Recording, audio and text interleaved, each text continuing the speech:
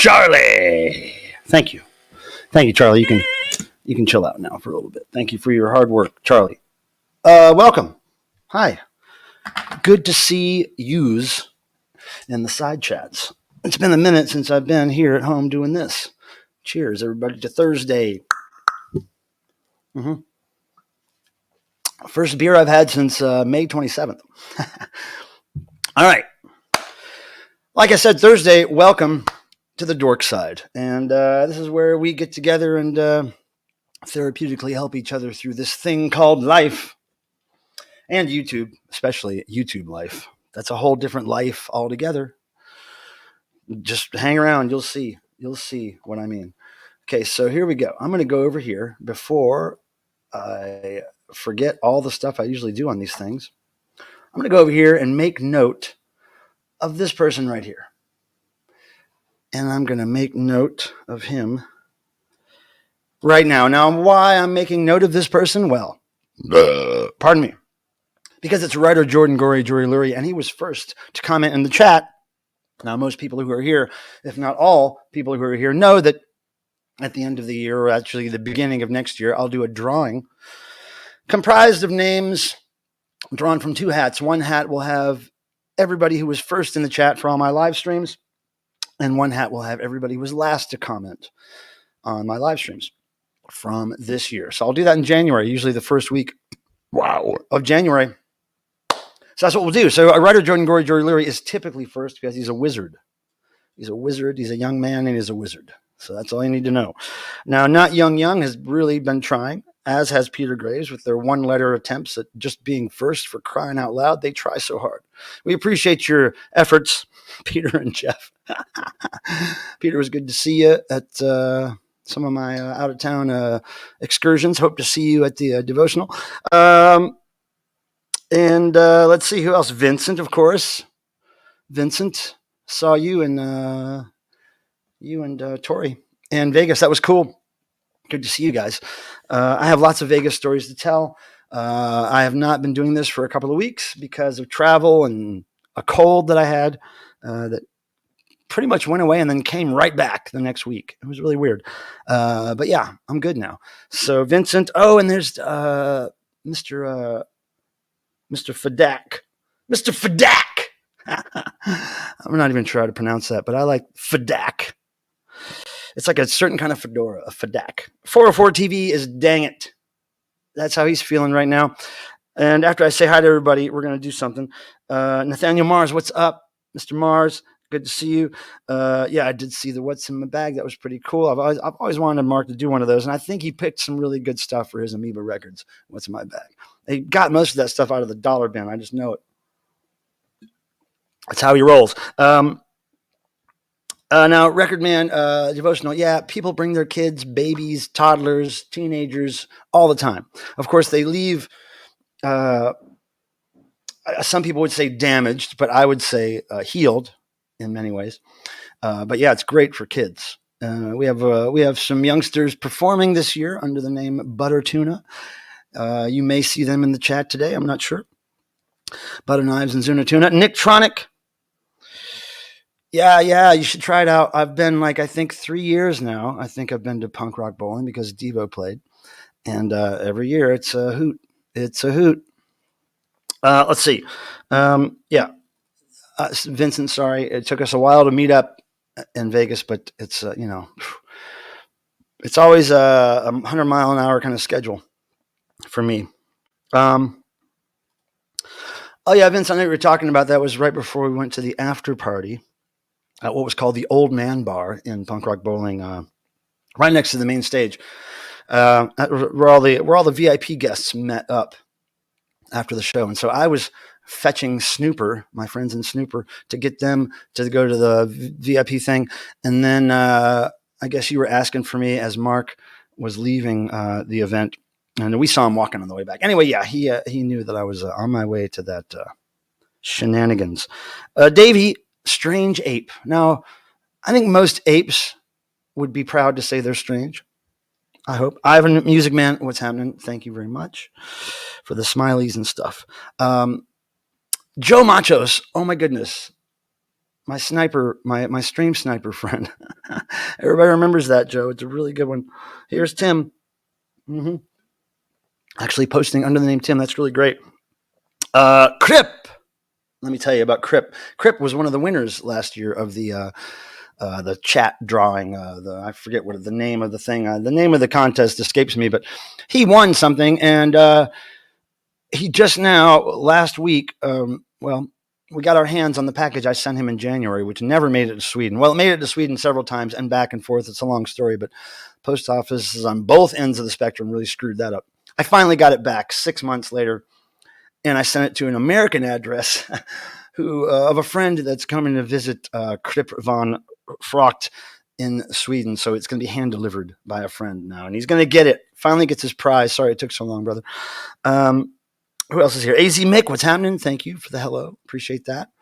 And we got Cape Cod Ken. What's happening, my friend? Someday I really need to just call and chat with you about eBay stuff, because I know you do the same thing. William is here. He likes to pump vinyl, and I don't want you guys to take that anywhere dirty. We don't want to know about exactly what pumping vinyl means, but maybe he puts it on barbells and lifts it. That's cool. I'm down. William, I'm really glad you stopped in. How are ya? And I see that you have a bloody hand. That's very it reminds me of an old skateboard logo with a pus head drawing of a hand. That's what I'm remembering. Kami, what's up, dorks? What's happening? Nice to see you, Kami. Let's see. Miss U is back in the house. Okay, Miss U has been gone for quite a while, and I'm glad she's here. Miss U, it's really cool to see you in the chat. I'm really hoping you can count some belches tonight, like the old days. And dig this. My friend Ian Shannon is here. Boom, bam. Longtime friend, kitty sitter, noisemaker, all around great human being. And yeah, that's good, man. There's lots of people in here. I'm glad to see Heck Far in here. Yeah, I saw a little bit of you in Vegas tonight. It was very brief. I wish I could get together with you guys in a setting that's not kind of all crazy work, but devotional is pretty good for that. I do have some time at devotional to be more social, but yeah, someday we're going to get together at a non-work event. Maybe that would work. Adrian, what's happening? I saw you in Vegas. Good to see you. I got stories about Vegas coming as soon as we get through some of this stuff. I can't believe Miss U's back in the house. That's so cool. Tim, Adrian, Nathaniel, Vincent, you. I've said hi to all these people. I'm just scrolling here. Anti-co. Mutated. Ted. I love that. That was a Diva reference, by the way, for those who don't know. Let's see here. Same people saying hi. Everybody's excited. Miss U's in the house. DJ Trish is here. What's happening, DJ Trish? I'm looking at your farting artwork. It's up here above a door. I'm still looking for a perfect frame for it, but right, it's on the wall. I love the art, Trish. So good to see you here. Thank you very much for coming to this thing. The Vinyl Dreamscape, what's happening? I'm going to talk about a little vinyl tonight. A little vinyl. 2 mixes I need to send you. I got some road trips coming up, maybe in June, maybe July, so need them, appreciate them. Your CD mixes are often my road trip background stuff. Owen, you thumbed up. Thank you for the thumbs up. You know what that does, people? The thumbs up thing. It's not just an ode to Fonzie, Arthur Fonzarelli. It's not just an ode to A from Happy Days. It is a way to trick the algorithms into thinking this is content they should share with other people and get them to come over. Because you know how cool it is for somebody new to come in, and then they end up hanging around, and they end up coming every week, and it's pretty cool. I like it. Now, before I bring my friend Tim up here, I want to do something. I want to get this right out of the way and start off with a very positive thing here. I want to know, I'm trying to sort out my lighting here, guys. Hold on. I want to know something positive that's happened to you. It could be in the last 2 weeks now, since we haven't been streaming. Something positive that happened to you in the last 2 weeks. Just start your chat post with the word positive, so I know what you're talking about. And then tell me something briefly about something that happened to you that was forward moving, that made you happy, that made you money, that made you laugh. A good thing. Let's hear about the good things. Bum, bum, bum. Let's do that one for a while. I got a new light, guys, and so I'm still trying to figure it out. All right. You got the set list. Great, Adrian. I'm so glad. That's awesome. Frame that sucker up. Wait, it's me and Ram's 6-month anniversary. Oh, well, hell, I didn't know it was called Rams. I didn't know you were dating a herd of Rams. That's pretty good. I mean, I've never heard of that before, but leave it to Miss U to take it to the next level. I mean, 1 sheep, 1 ram could be enough, but no. She's going Rams, plural. All right, let's do these positives here. Now, my positive is Miss U's back in the house. I love that. Without Miss U, it doesn't quite seem right, does it, everybody? Let's see, Miss U. Yes. So that's the first positive was Miss U, of course. DJ Trish positive. I have a DJ gig Saturday, and now DJ Trish DJs strictly CDs, I believe, which is really highly respectable in my book. Physical media all the way. I'm not really into digital DJs. I just don't get it.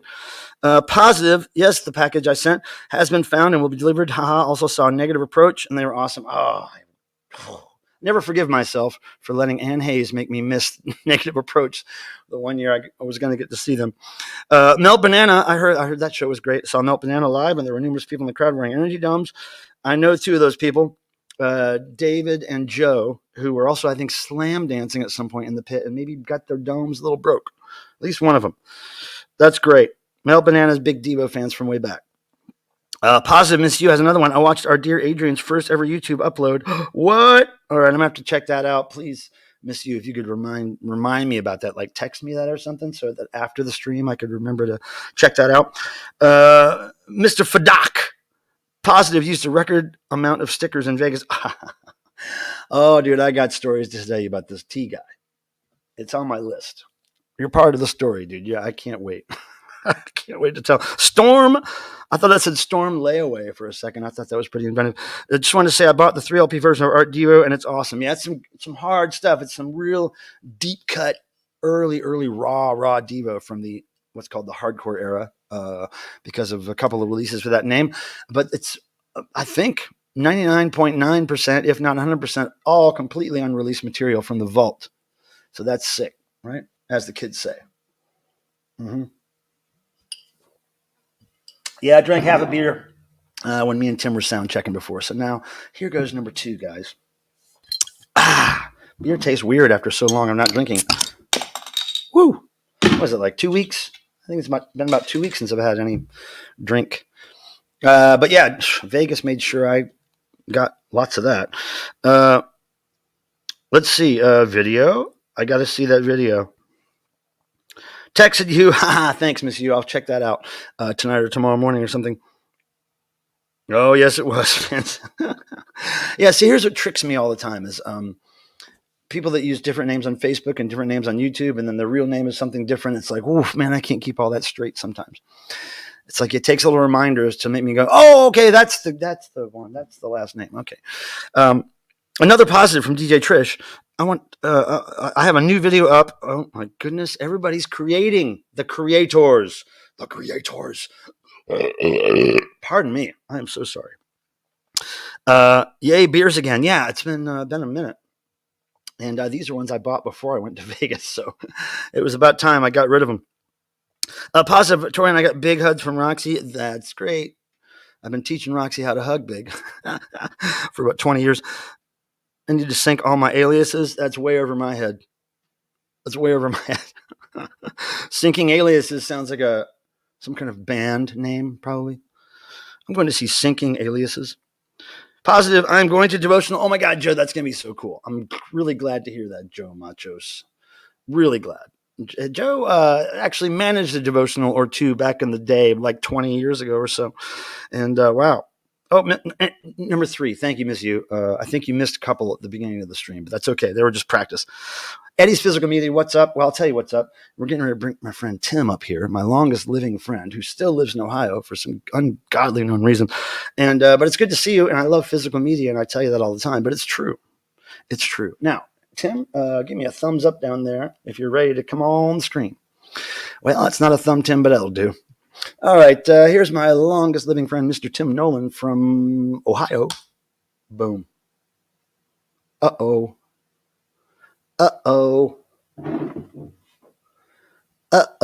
He's doing a ventriloquist. And what's on again? Hello, everybody. How's it going? Tim's ventriloquist act with no voice. How you doing, man? I am doing well. Cannot complain a bit. What's the news? Oh, man. Really just hyping up for the next shows and of course, devotional. Yeah, what's the next show you're going to? Let me think here. Can't remember if there was one this weekend. I got to check, but if not, it's Styx. You know, I'm going with Melissa to see Styx, and I think was it Foreigner and there's one other group. You know, like all together 70s, 80s groups, and then next one's Pretenders, and just kind of goes on and on and on. Is it actually Foreigner, or is it just the singer guy from Foreigner? You know, Graham. I honestly don't know. I think he played that 80s cruise I was on, but I think he was just going under his name. I'm not sure. Oh, no, but like Lou Graham was a solo artist also, though. Yeah, so I was wondering. I think he did. I didn't get to see him, but I heard he was great. I was never a huge Foreigner fan, but I do still have a Foreigner 4 quarter sleeve blue jersey shirt that I traded for something, or maybe when I was in junior high school, my mom found it in a dryer in the laundromat or something. I got it in some way that didn't have anything to do with going to see Foreigner, and I don't even think I owned any Foreigner, and maybe I still don't. But I remember that. Their first album was decent, but their second album, man, that was Double Vision. That was a great album. Yeah, Urgent Rocks. Yeah, I remember seeing Foreigner. And I don't like Foreigner 4 as much because they got too ballady back then, you know, later on. Yeah, I just remember it being everywhere and played everywhere, but I didn't like it because I was too punk rock at the time. But yeah. They do stick in the head, those songs. Yeah. And I don't know. I mean, I thought they rocked. You know, they were a good rocking band back in the day. I mean, same thing with like Boston. It took me a while to really appreciate how much I liked the first Boston album, but when I did, which was probably maybe 15 years ago at the most. Yeah, I mean, I remember because I was selling it on eBay and I listened to it and I was like, man, I really like a lot of this. I remember a lot of this. And for some reason that album really clicked with me. And then I found out the guy died and I was like, oh, horrible. Yeah. So that kind of made me like I was into both them. I mean, I bought those records when they came out. Yeah, I was not hip.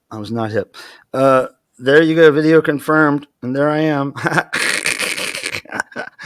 Right on. Oh, look, now Miss U's back to work. Thank you, Miss U, for your service. The like button is not just a way to tell me you like this. It's a way to trick the algorithms. Those algorithms are not very smart yet. They're just starting out. They're in their fetal phases, basically, in this era of computers. And so they're easily tricked by simple little maneuvers like clicking a Fonzie thumb. That's always a Fonzie thumb. And seeing Mini Kiss in Vegas was a blast. I didn't even know they were playing. Yeah, I really couldn't pay attention to all the bands that were playing. Let's just see here. I can't remember. Todd either has a video or I don't know if it's just pictures because he saw them. There's all the bands that were playing, right? So there was I just didn't even want to know. Like on the days I was only there really one day. Well, 2 days, but I only had access to get into the Devo day, right? So I didn't even want to look into it. Like I was like, why do I want to just make myself angry? But there's a lot of bands I would have wanted to see. I would have wanted to see D Spitz.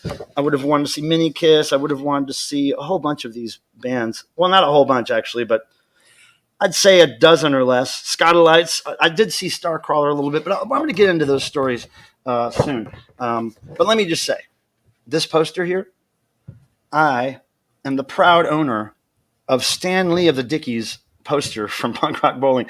He was carrying it around the venue, and he finally got back to see me before Devo played, and he was like, "Hey," I'm doing Bob One's voice for Stan for some reason. He's like, "Hey, do you want this?" I can't do Stan's voice. I can't talk like Valley, California. Do you want this? I'm like, well, yeah, why don't you want it? He's like, I just don't want to carry it around. I was like, well, look, I'll tell you what. I'll keep it for the archives unless I find another one, and then I'll give you this one back. He was like, all right. So I never got another one. And, so this is Stan Lee's poster from the Punk Rock Bowling that he gifted to me. But, yeah, we're going to get into this because there were some bands I saw. There were some bands that I shot their entire set and posted it on my YouTube page. And there may be a little more footage coming of some stuff, but not a whole lot. But this, very glad to have that poster. I got to put it somewhere safe. And Ian, you know what Mike's going to say, but I'm going to say Foreigner. Oh, Loverboy. I knew all that. Day long, Loverboy. I saw a really funny interview with Mike Reno. It was just one of those little stories or reels that pops up really quick. And he was telling a story about meeting ZZ Top in the shower on a tour they were doing with them. They were opening for ZZ Top. And I probably shouldn't spoil it. It's probably easily found, but fuck it. So basically what the story he tells is that they were told, look, do not talk to ZZ Top. Don't try to go meet them. They don't want to hear it. They've been touring for years. They're over it, right? They don't want to meet you. Just don't. So Loverboy said they did their hour-long set. They came in and they had this kind of group shower thing where there's just a bunch of shower heads and a long bench. And they said they turned all the showers on and they were just sitting in there, sitting under the showers, just rinsing off after the set. And they got real steamy in there. And then they said the door opened. And it was just like the video, the steam. Yeah. And then the three guys were there and they did that, whatever they do, that motion. They all do it at the same time. Just click their hands or something. And then they disappeared out of the steam. And his guitar, too. He spins his guitar. Well, he didn't have his guitar, but they did this thing. I don't know what they did in the video. They kind of. Yeah. And then so they did that and they disappeared into the steam. And they were just like, did that just happen? Because they were told absolutely do not try to meet them, and here they come while they're in the shower. That had to be planned. I love that. I think ZZ Top is pretty funny. I would really like to talk to that one dude that I always hear good things about. The most popular one of them all. There's only the other one died, so there's only what's the guy that's still alive and he's yeah, I've heard the same, but I can't. He's the guy with the beard that plays guitar that's still alive, and I forget his name. And Ian, commented. Huh? Ian was saying sheesh to your Loverboy. What's up, all the So Good? I really love that band. I mean, I do, but every time I've seen them, like in the recent, like it's so sad when they're playing. Yeah, like everyone has their backs to them, and they're all talking like louder than the band's playing. Ian's more into Loverboy than Foreigner for sure. Me and Ian share a fandom of Loverboy. See, now that I did not know. I knew you Oh, were. Yeah. Now, In Crip, fact- is it The Spits or is it D Spits? Because there's a band called The Spits. I'm not sure they're still around, but there's also D Spits, D-I-E. And D-I-E Spits is the one that I really, really like. I saw them open for Off, and they're amazing. And they played Punk Rock Bowling, but I could not see them. Unfortunately, I really didn't want to. Huh? Did you read this one yet? Yeah, I didn't hear that story, but it was at the Punk Rock Museum. Dez was giving a tour to visitors, and the room was already full of people, and so I just kind of stayed out of it. Fred in the house. Hey, Fred, how's it going, man? Oh, wait. Had an absolute fantastic birthday. Another positive thing. I didn't know it was your birthday out there. Sorry, Adrian. I would have said happy birthday. Okay, so I think that's the last positive. Okay, I didn't miss any more. Happy birthday to you, Rears with birthdays. Thankfully, I don't have a birthday anymore. I outgrew those. Billy Gibbons, that's the guy. Yeah, I've heard great stories about him. I kind of always wanted to talk to him. His mom took me and Lisa to dinner. Look, see, that's what I'm talking. I always hear great stuff about him and his peoples. Billy is a hometown Houston boy. Speaking of hometown Houston boys, I met a hometown Houston boy on my way back from Vegas. I got to tell you about that later. Okay, so yeah, what should I do? I should probably just get into talking about all this stuff, right? Let's do that. All right, Tim, I'm going to make you a little smaller. I mean, do you have mail? Do a show and tell. I'm doing a show and tell now. Okay.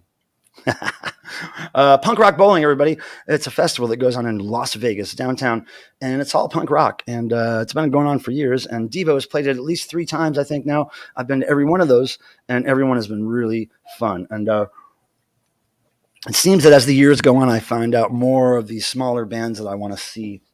And so that's good. So here's this that I got from the backstage area. They made one of these for each band. They put them on the dressing room trailers to remind the band when they were going on. And it's pretty cool. It's got nice little grommets there. It's got some, backstage green gaff tape on it from sticking on the door. So, yeah, I asked permission, and they said, sure, you can take that, young man. And there we go. It makes a good sound. I could use that for the noise stream to do that tonight. So, yeah, there's that. And then, I want to show you guys something. Because I want to get through this whole stack of stuff. No, wait, actually, I got to tell you stories before I show you that stuff. So the stories I have to tell, first of all, let me talk about everybody I met and hung out with for an extended period of time at the old Vegas. My friend Jalen, Sub Pop Records, wizard at Sub Pop Records. She met me out there. We spent a few days together there and had a great time. We went to the Punk Rock Museum, and as well as my friend Rob Ripper, who's from Seattle. He came down and met me, and we had a great time. We were in this Punk Rock Museum, and we found something really interesting, and I'll tell you about that in a second. But other people that I met up with were my friend Lauren, who's in the band Spunk. It's I think mostly all-girl, if not all-girl, punk band from Australia.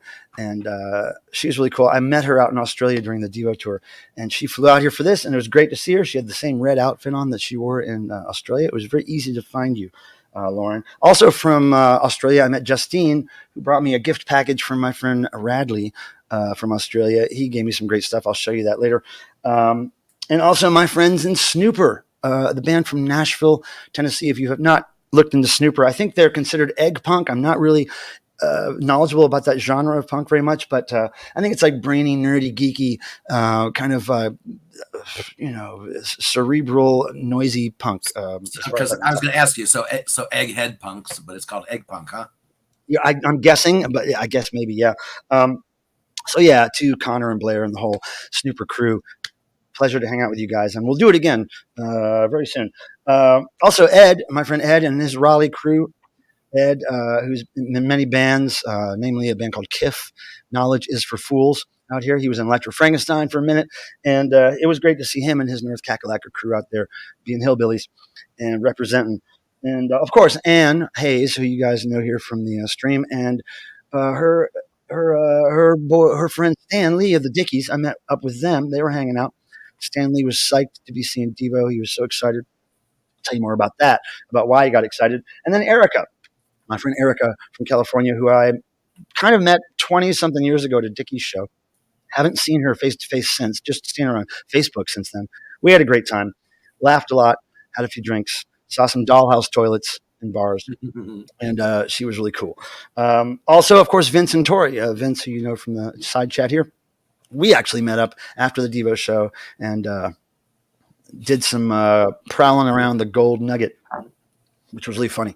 Most of the bands were staying at the Golden Nugget, and most of my friends were, so it was a really convenient place to meet up after the show. Thank you, Trish, for smashing the thumbs up. Now, I think that term means something. The kids use that term for something else these days.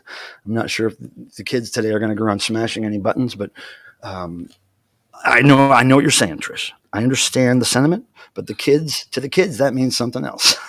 Hey, look, Miss U is farting again. She's good at that. Sticks and Foreigner, classic rock. That's right. I was thinking Miss U was having a hard time breathing.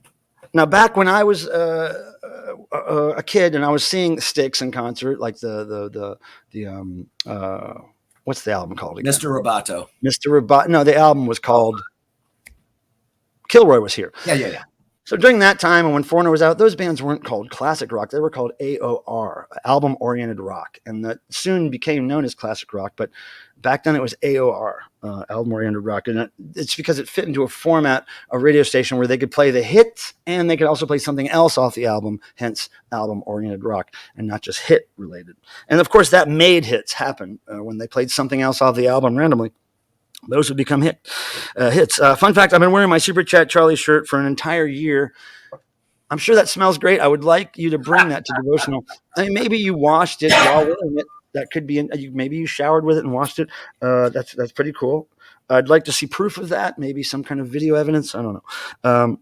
Oh, no, she just lied. Now, where's this lying thing started, Miss U? Now you come back here and you start just throwing lies around willy-nilly throwing lies around. It's like Randy is rubbing off on her. Okay, so back to the Vegas. Here's a little shot of me. Agreed, Fred. Me, Jalen, Erica, and my friend Rob Ripper. We're in a photo booth at a bar called The Nerd in Vegas. This is the day before. This is the day that I arrived in Vegas, which was the 25th of May. It was a Saturday, and I got there around noon. And pretty quickly, we were out and about and doing stuff like this. And so that's a pretty good picture there. Everybody having a good time in the photo booth. It was really hard to get out, especially my big, tall, lanky ass in that photo booth with 3 other people. It hurt, and we were in pain. At least I was in pain when these photos were taken. So that was really fun. Now, the first concert I saw was by accident. It was at the Punk Rock Museum.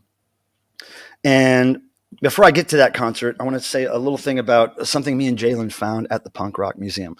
And just to let it be known that I didn't know what to expect of the Punk Rock Museum. I thought that it was going to be way too heavily filled with 90s punk that I wouldn't be aware of because I kind of totally missed out on most of the 90s punk. It just went over my head or in one ear and out the other or something. But it was really cool. They had a lot of cool stuff from all genres. Some stuff was totally unexpected. But the thing we found, me and Jalen, as we were walking around, is I saw a big white moth on, it was a beautiful white moth, probably about that big. And it was on the frame of a picture and it wasn't moving. And I was like, I wonder if that's the punk rock moth that eats all the holes in the shirts. All those punk shirts you see with the holes. I think that's the moth. I think it was there on purpose because it was the punk rock moth. So I finally got Jalen to pick it up after she was really squeamish about it for a while. And I had this on video, and I think I will eventually post this video along with some other things from that week. But she picked it up, took it for a little spin around the museum, and showed it to my friend Rob. And then we probably put it on some clothing so it could do its job and make some more punk rock holes and the clothing on display. But we met the punk rock moth, and that was pretty cool. Now, another thing that the Punk Museum had was they had this room where you could walk in, and it was mostly guitars, bass guitars, regular guitars, and you can go in and play these guitars, and these guitars were used by famous punk rockers. And most of these guys in this room I did not know. I think most of those bands that I saw were like the bands I wasn't familiar with. But there was one person who had an instrument in there. It was the only keyboard that I saw. I think it was the only keyboard. And I think it was a Casio or something similar. And it was owned by none other than Wesley Willis, Chicago's own Wesley Willis. And for those of you who don't know Wesley Willis, you should Google him. He was a very special guy, and it was very prolific with his music and his ridiculous lyrics. And repetition was the name of the game in his songs, and I just loved it. And saw him live back in the day, met him, and I couldn't believe that his keyboard was there, and I played it. I played the keyboard. I can't believe I played his keyboard. So I think that was really cool. It was very surprising that they had Wesley Willis up in the Punk Rock Museum. Of course, I saw Dickies represented. I saw, look, your pet fly is a poser, Miss You. It has nothing on the punk moth. That punk moth has eaten holes in shirts for decades. Mm-hmm. Johnny Rotten, Malcolm McLaren would have been nobody without the punk moth. But yeah, so a lot of things that just jumped out at me as being really cool that they were in there. Aim on the Sniffers had a great big photo up with a nice quote from her. Even my friend Sum 41 were represented with a video and some other things. I was very happy to see that. Oh, hello, Ann. I was just talking about you and the punk rock bowling, and Ann spent most of the time at the pool, of course. I think she saw a couple of bands here and there. Well, and with friends and family. And spent most of the time at the pool, of course, or putting on her makeup, getting her hair ready. Rock on, Chicago. Rock on, rock over London. And then he'd say some advertisement like for Coke or Pepsi or something, right? Yeah. That's Wesley Willis. Ann's getting some love. Yeah, Ann, good to see you. Good to see you. Yeah, Wheaties represents champions. That was what he ended some of the songs with. Just weird advertising lingo. You only went to the pool once. Okay, but it was a whole day. Well, your friends always have a cabana. But the cabana's at the pool. I know. Okay, but yeah, it's great. It was great to see Ann and Stan at the Dickie show, and I'll talk more about that in a second. I'm trying to take this in chronological order, if you will. So after we walk around the Punk Museum, there's a bar in there, right? We get a couple of drinks at the bar, like 11 in the morning, I think it was. Pardon me. And me and Rob and Jalen, and we're having a good old time. We're sticking stickers because there's a lot of places to stick stickers in there. The bathrooms are beautifully covered in graffiti, just covered in all kinds of graffiti. Really cool looking bathrooms. It was most of the day it was. And then you were out for all that night and into the next morning. Worthless. Of course, sitting on a couch. And don't forget you have legs. Don't forget you have legs. Some people would love to use those legs for walking around in. So after we get through walking around the Punk Rock Museum for an hour or two or whatever it is, we walk outside because right across the street from Punk Rock Museum, which is kind of this sort of busy street, there's not really crosswalks. There's a lot of guys from Punk Rock Museum making sure people get out of their Ubers on the right side of the street and all this shit. And so we're out there, and I noticed right across the street, there's just tons of graffiti, spray paint and pen tags and all kinds of stuff over what I think is maybe an abandoned hotel or whatever it was, some building that was all tagged up. So we walk over there because not only was it really cool and I wanted to look at it, but there was a little bit of shade. So shade was very hard to come by in Vegas. And right across the street was the only shade that was outside of Punk Rock Bowling. And we stood over there and had a little smoke and talked a little bit. And then I don't know who was hip to the news, but I think Jalen or Rob said, "Hey, I heard that Guitar Wolf might be playing." There was this little tiny room in the Punk Rock Museum. It was like probably as big as a fancy Hollywood closet would be. Like, it was just a little tiny room with amps and a drum kit. And I guess it's common for bands just to show up and play unannounced, secret little gigs. So Guitar Wolf showed up and we heard some music playing. So we all ran back in and we got to see a little bit of, most of Guitar Wolf playing live in this little room. And I'd never seen Guitar Wolf in all these years. They've been around forever.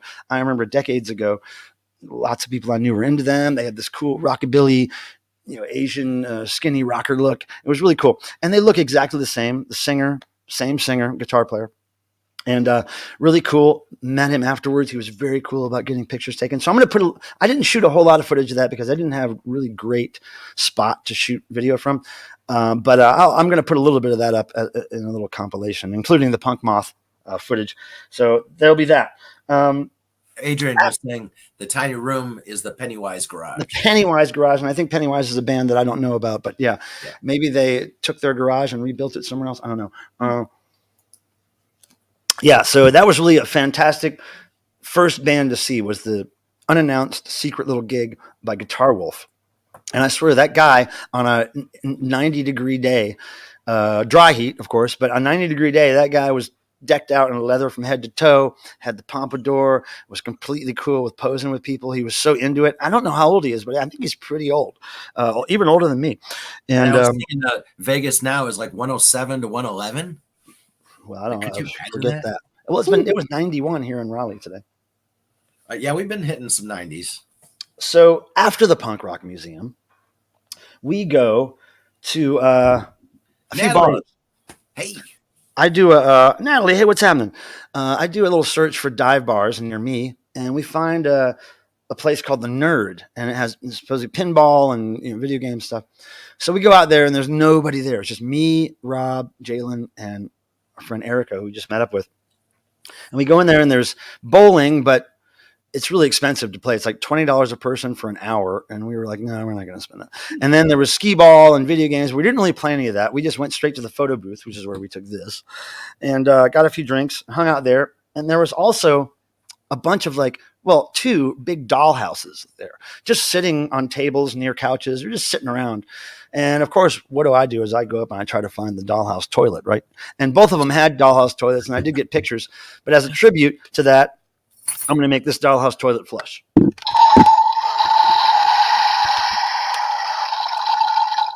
So yeah, I'm always looking for dollhouse toilets. And the Nerd had a couple, and I was really fantastic. There's a Guitar Wolf themed restaurant called Mama Wolf in Stockholm. That's great. That's great.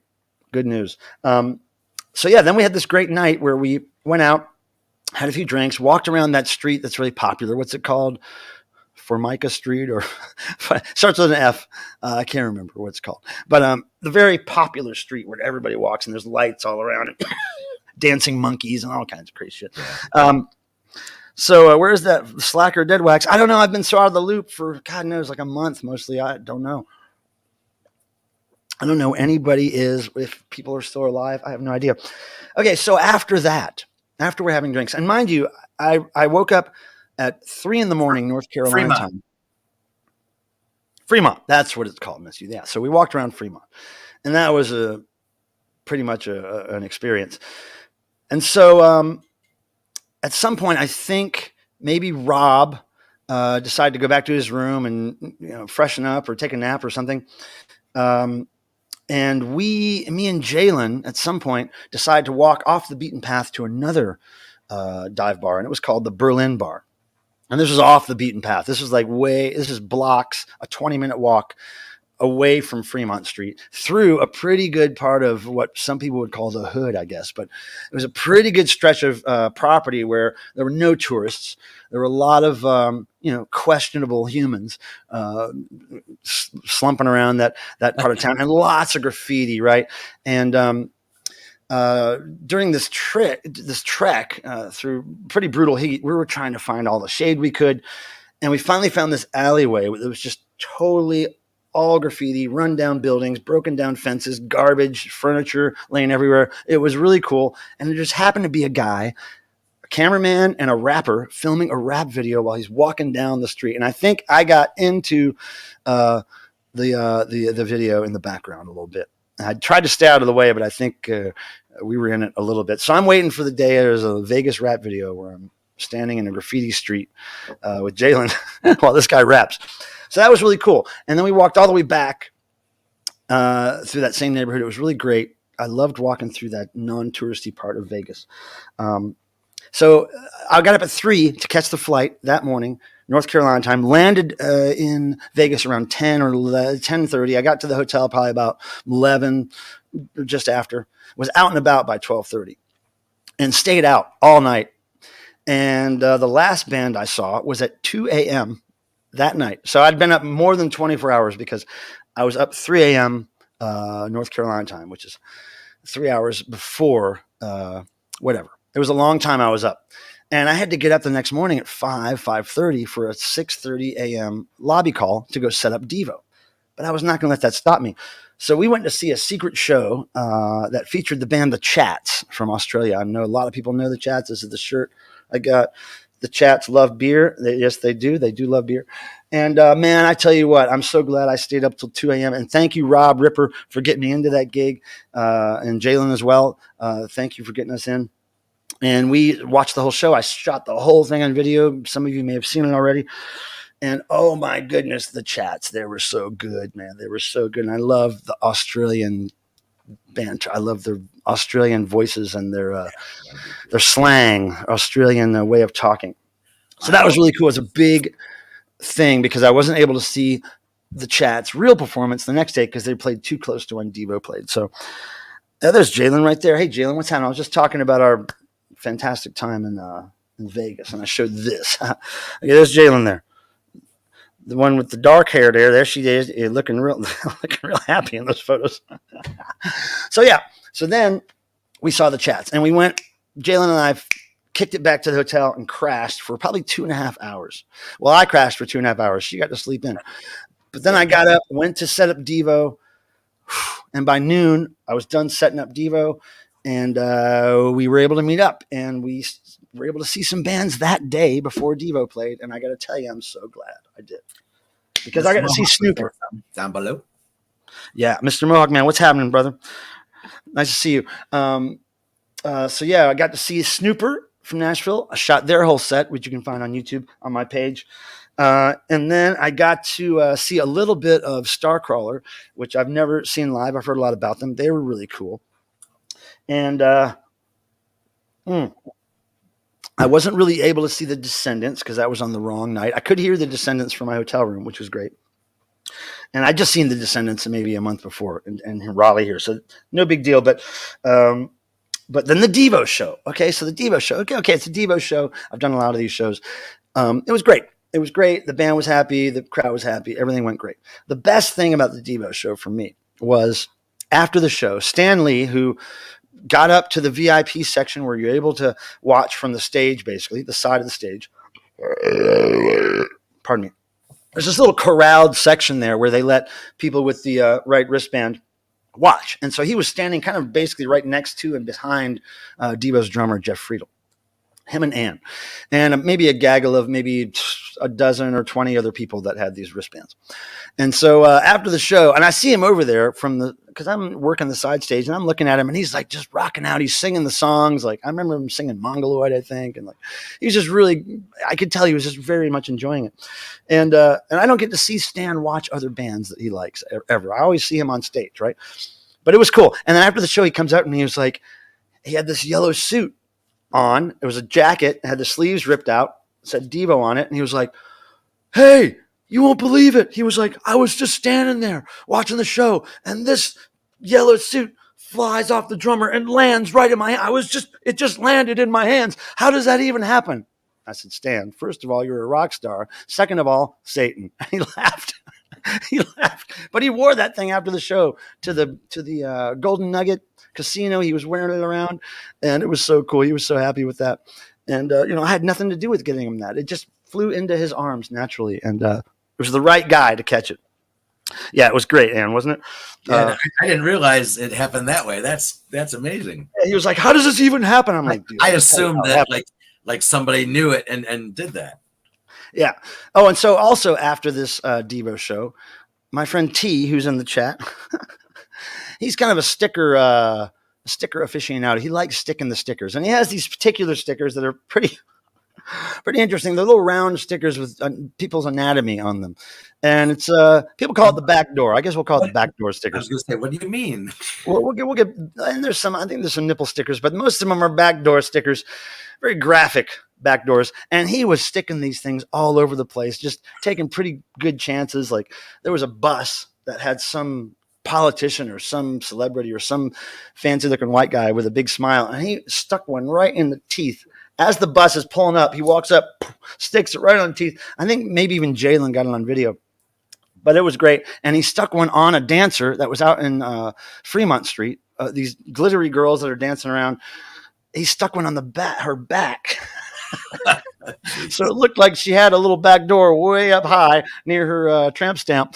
And oh my God, that was a great placement. But he was really getting off. And I think he used like 500 stickers while he was in Vegas. And he ran out before the last day he was there. He was really upset. But he was really fun to hang out with doing that sticker stuff. Yeah, you got some video of that? That'd be fun to watch. I think Jalen might have that. And, you know, it was cool because during that time after the show, when I was finally off the clock, I told everybody that was trying to meet up with me, just come to the Golden Nugget. So I had all these people, I'm going to say a dozen people that I met up with at some point during my travels through the Golden Nugget. And at one point I was just standing there surrounded by all these people. And I was like, look, this is really weird for me because I'm trying to talk to everybody and I can only talk to everybody for a certain amount of time so I can go talk to other people. And I know all these people from different decades of my life, different ways. I know these people. I know some of these people from Pine House back in the 80s. I know some of these people from just 5 months ago. I know some of these people from being Devo fans for years. You know, it's all these people that knew me for different reasons and they were all in the same room. And I was like, I can't believe all you guys are meeting each other. It's so weird. So that was one of the most memorable. Oh, you got that on video. Good, Jalen. Yeah, it was really funny. Really funny. So, all hail sticker work and the love of the art of slaps, as they say. So hey, we got trouble in the house. Good golly.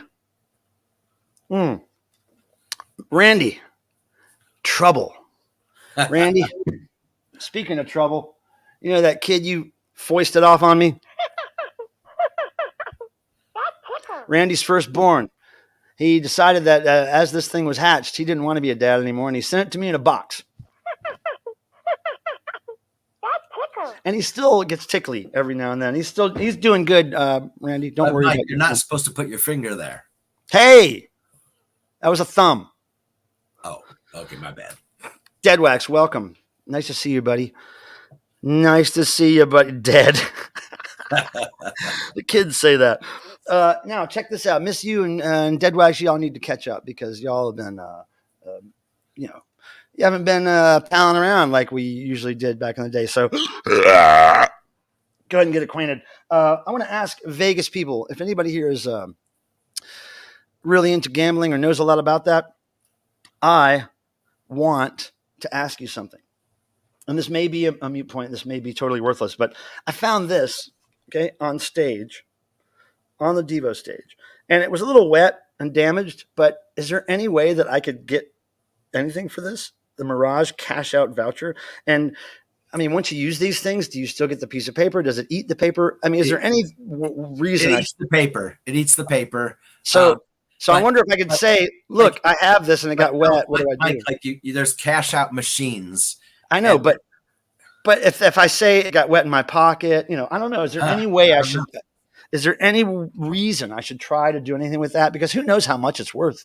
I mean, it was on the Devo stage, and I peeled it off. It was kind of wet when I peeled it off the stage. The only ones I never cashed in is like, the quarter, the 5 cents, whatever. I've never cashed in any winnings. I have no idea. But it's like they're a Mirage. Yeah. And I'm thinking that part of that code could still work, So I don't know. That's a mystery to me. I don't know what to think about that. Now, the last little bit of my Vegas story is I want to show $1.38. Well, look, man, $1.38 would go a long way. It would probably buy one of these beers. So cheers. Now, the last thing I want to get into is I want to thank all the people who gave me little gifts in Vegas. And there's quite a few. So I'm going to just run through this stuff. Before you get too far from it. But it's ruined, isn't it?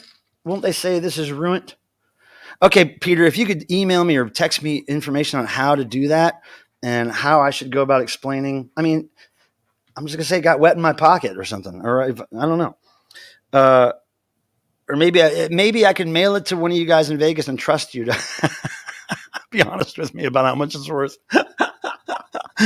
But yeah, I don't know what to do. It seems like something I should do something with that. I just feel dumb if I'm throwing money away, right? And Well, I mean, I will laugh if it's 5 cents, but I'll Peter take the 5 cents. Peter says will do. You know, he's I'll gonna. take 5 cents and I'll frame it. The only money I ever won in Vegas, and I didn't really win it. I just found it. Okay, so first of all, I don't remember who gave me this, but I want to say thanks to the person who gave me a Punk Rock Bowling 2024 pinback button. And it's not zooming in, but anyway, it's a nice little design there. Can't remember who gave me that. And then my friend Jane, big Devo fan, gave me some plastic monkeys, 2 there and 2 here. Some of them stand on their head, and some of them, anyway, plastic monkeys. Can't go wrong with that. Now, my friend who I mentioned from Australia, who's in a band called Spunk. Look at this. Look at that. Corduroy bucket hat in the house with embroidered Spunk logo. Can't go wrong there. Very nice for her to bring that all the way from Australia. And this is my favorite Spunk merch item. Check this out. Now, Tim, if you know what this is, don't say anything. I'm going to see if anybody in the chat knows the first person who can identify what band logo this is spoofing. Okay. Oh, I know some people are going to know right off the bat. Mm-hmm.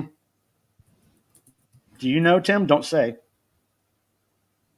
What band logo is that spoofing? It says Spunk, but it's spoofing. You don't know, Tim? Hang on a second. I'm on the other page. If it's taking you, okay. Oh yeah, of course I do. Okay, yeah. Don't say. All right. But does anybody know what logo Spunk is spoofing? And T gets it. And so does Crip, and so does all the So Good, and so does Kami. Yeah. Okay, cool. Yeah, it's my favorite Spunk shirt. I recognized that right off the bat on their site. I was like, oh my God, is that Spice Girls? So then Punk Rock Bowling was nice enough to give me this. This is the little event shirt with the Devo printed on the back, which I always like to try to get. Wow, they gave that to you, huh? Yeah, I always get one. Oh, nice. Erin, the merch girl, works it out because she's always in touch. Okay, cool. She's always in touch with the merch managers, and so it's Adrian said Jane is so cool. I guess of Spunk. Yeah, Jane's always got little gifts. Now, speaking of cool gifts, you guys are familiar with the artist Chris Sherry, I assume. He does the Descendants art. He does a lot of art for that company, Bifocal Media, the T-shirt company, and he's really well known for his Sharpie art. He does a lot of art, if not most of it, with Sharpie pen. But this time, he did something, a very limited amount of shirts. I think I remember him saying 30-something shirts. I can't remember. But he made them for specific people, and he handed them out as gifts. He didn't sell any. They weren't available in any other way. But he went off the beaten path from Sharpie marker, and he did spray paint stencil. And look at this. Wow.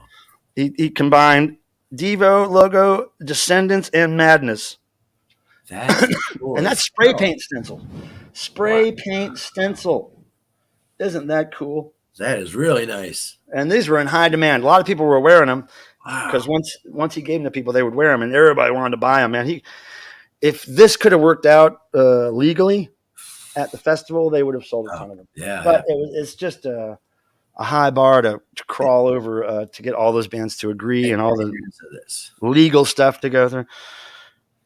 I know she's seen Devo 94 times, and I've seen her at Devo 94 times. Yeah, that's a great shirt, man. I could have swore it was more. Okay, so now I mentioned Justine, who came over from Australia and brought me some gifts from my friend Radley, who has a company called a Hardcore Logo, a design company. He makes T-shirts and stuff. And so one of the shirts he sent me was this. Look at that. It's like a 3D Frankenstein. That's his artwork. I believe that's his artwork. I'm pretty sure. I'm not sure. But he printed that, I think. And that's great. And then the other shirt he gave me was his Hardcore Logo logo. The cat. Fabulous good brand. I love this. That was very nice of him. He also gave me some other stuff, which I'll get to in a minute because it's music. But I want to show you the last couple of shirts. Now, you guys know I'm a big fan of Snooper. So right after Snooper played Punk Rock Bowling, I ran to their merch booth. There was a really big line, and I had to get back to set Devo up. So I went to the bass player of the band who was running the merch booth. I was like, hey, look, can you just pull me out mediums of those 2 shirts. I'll come back and pay later because I don't want to hold up your line and I got to go. Right. He was like, cool. So then after everybody left and I came back later, about an hour later, there was no line. And I tried to pay for them and they said, no way, you can't pay for these. So they gave me these and this is cool. There's Snooper and there's a character that they have come out on stage. Big alien bug guy, and he's graffitiing a wall with the word Snooper. I think that's sick. I love that. And then check this out. Kind of more graffiti lettering, but blown out graffiti lettering that says Snooper at the top. Like, I love this look. This looks like back in the 80s and 90s when we would take really small graphics and blow them up on a Xerox machine so they'd all get just really distorted and grainy. And there's the alien bug guy again, sitting amongst some speakers and with that sick graffiti logo, Snooper. Love this. Great people, those Snooper people. So continuing on, I got to show you this. Okay, so this is the other stuff that Radley gave me through our friend Justine. And Justine hung out with us all night after the Devo show, and we had a great time.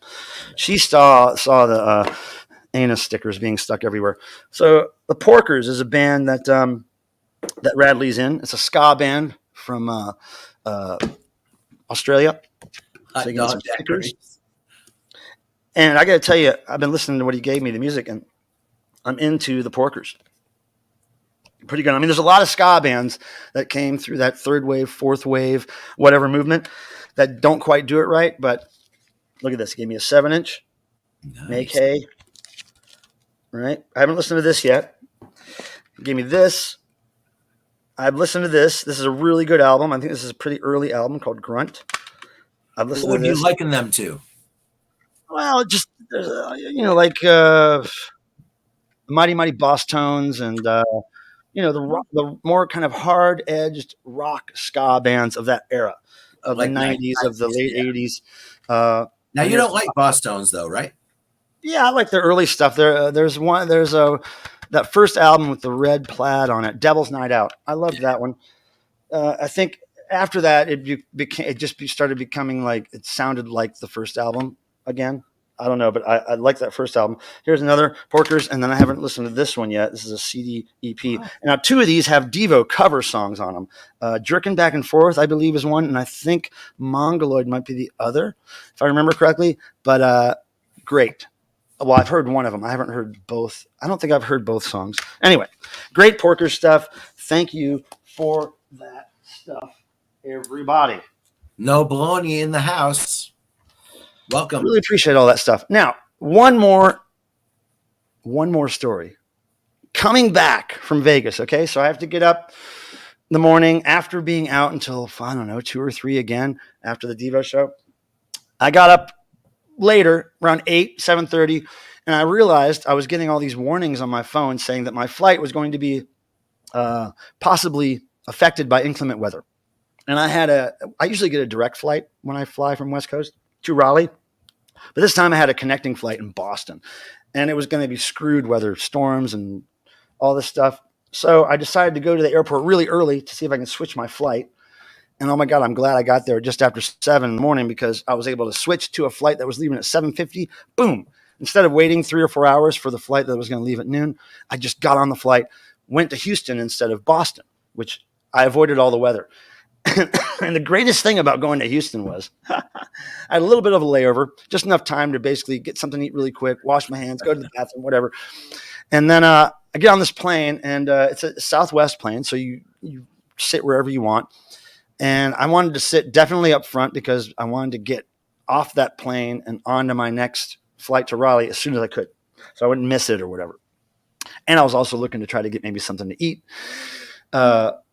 Oh wait, no, I'm mistaken. This was going to Raleigh. So this is my second flight, but I wanted to be up front, and I'm looking, and I didn't care if I got a middle seat. So I look at this middle seat that's 4 or 5 aisles down from the front. I'm like, okay, I'm taking it.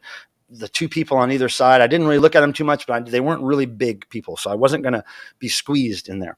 And the guy that's sitting to my right, long beard, sunglasses, hoodie on, I think I remember seeing some tattoos on his arm or whatever. And he has one of these rubber bracelets, like a white rubber bracelet on his wrist.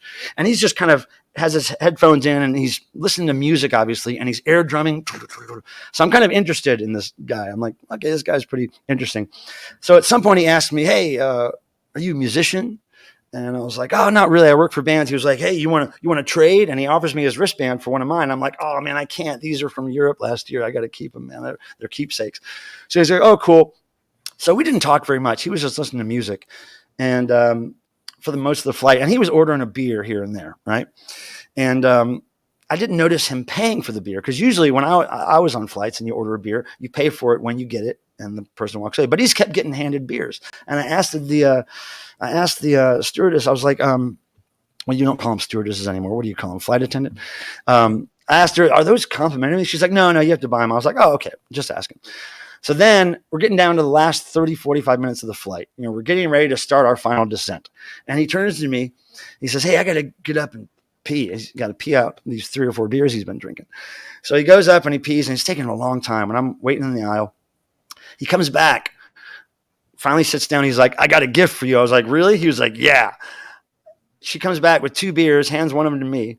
And he's like, it's on the company card. And I was like, oh, cool. So he tells me he's an electrician. He's going to Raleigh for work. He's going to be there 14 weeks working in North Carolina. And hey, we should hang out. And then he just keeps buying me beer. He bought me like 3 or 4 beers in 30 or 45 minutes. And we were just downing them, right?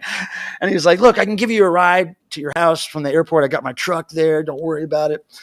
So we hung out. We got back to my house at 6, 7, 8 p.m., had a couple of beers in my house, showed him around, played music for him. He was freaking out about the house. Man, this is crazy, man. This is great. Holy hell, man. He was calling his friends and like live videoing. And look at this cassettes and CDs. Oh, man. So anyway, me and Chris are going to meet up this weekend in Raleigh. We're going to hang out Saturday. So I can't wait. He's such a character, this guy. And one of the things he gave me while we were flying, he had the stewardess bring us these little activity books with colored pencils. And see, Randy didn't think that. He had a different idea. He always has a different idea. He didn't kill any cereal and he didn't even eat any cereal. There was no cereal on that flight. And I drew this on one of them. So we had a good time on that plane. I mean, the last 35, 40 minutes of that flight were really, really fun for me. So yeah, that's my Vegas stories, guys. Sorry that took so long, but I had to tell you. Now, I want to thank if Record Man 1961 is still here. I want to thank you, my friend, for your support on my eBay store. He's been buying a lot of great stuff from me over the last week or 2 or month, and a lot of wide variety of vinyl CDs, Damned CD. He got an Aesop's Fable record from me and something else, some other weird record. But yeah, thank you, David, for your support, Record Man. I really appreciate that. And look, I'll keep giving you deals on stuff because you're a great guy. And I like that this stuff is going to somebody who actually is into it, because you get, like I said, a wide variety of stuff, like not predictable at all, which is really cool. But yeah, I've been listening a lot of stuff on eBay.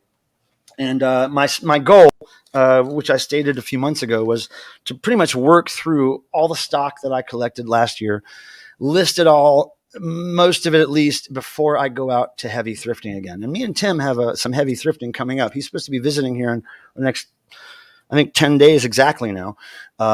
He'll be here. He'll be here for a Thursday live stream. So Tim will be here for that. So we're going to go thrifting. So before we go thrifting, I'm trying to unload a lot of this stuff so I can make room for more. And every now and then I'll go to the flea market here, not really to buy stuff, but just to get a walk, right? So last weekend, I hadn't been out of bed because I was sick for a few days, and I really needed to get out and get some fresh air. So I went walking around the flea market, and I found this older black guy with his family, and he had a bunch of weird stuff under this tent, just like yard sale times 10, right?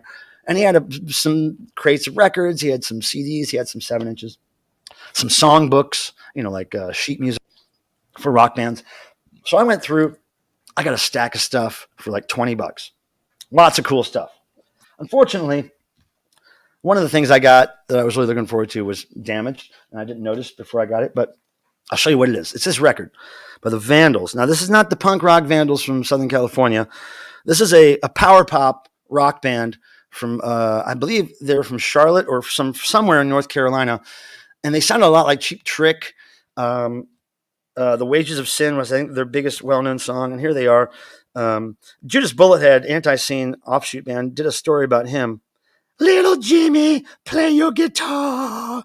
Little Jimmy, rock and roll star. Yeah. Anyway, that's Little Jimmy, and this band was great. I remember seeing them. They played everywhere all the time around Charlotte. It was just, you couldn't escape them. And of course, all the punk rockers, and it wasn't really cool to like them. But and I didn't know about the punk rock vandals at the time.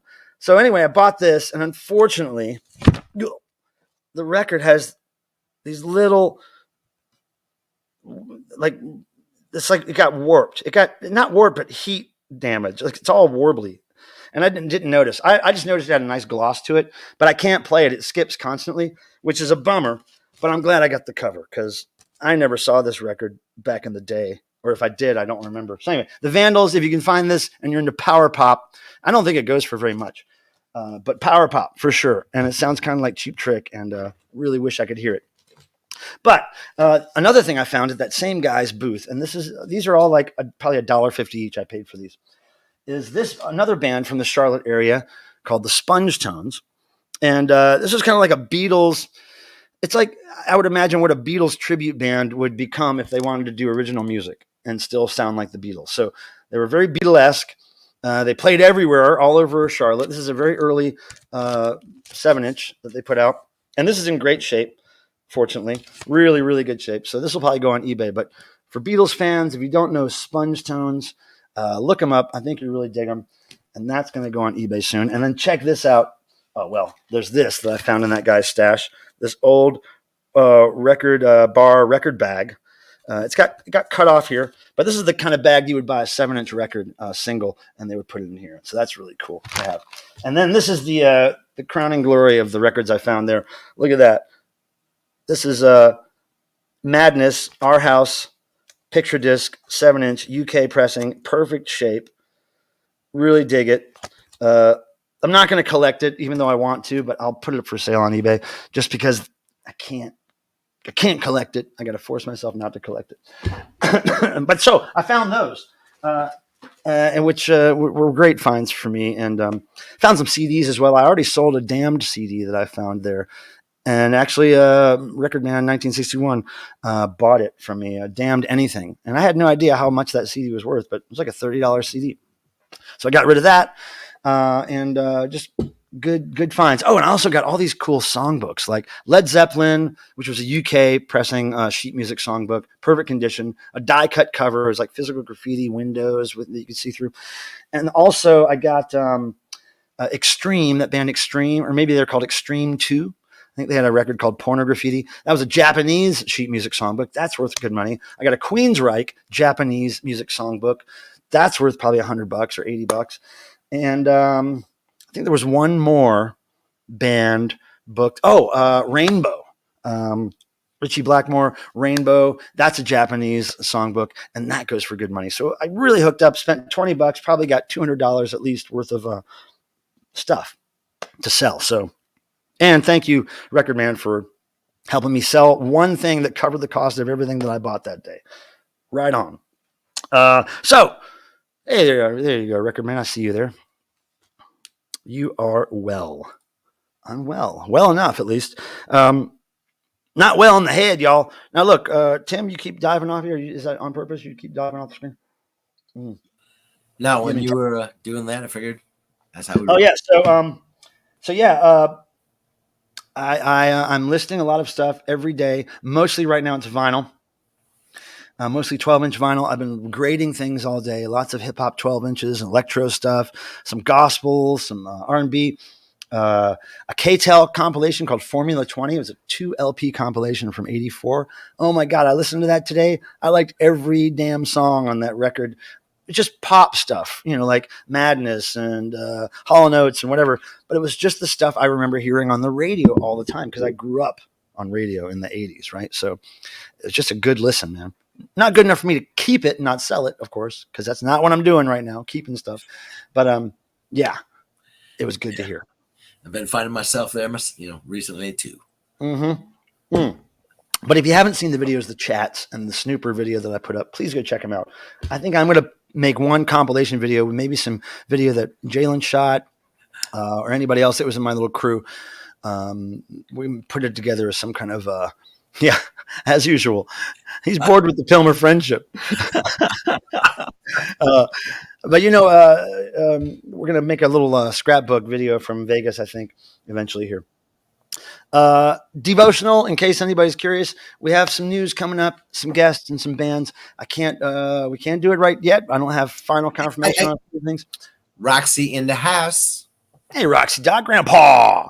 Hello. Cheers, Grandpa. What's happening? I was just talking about PRB, Gramps.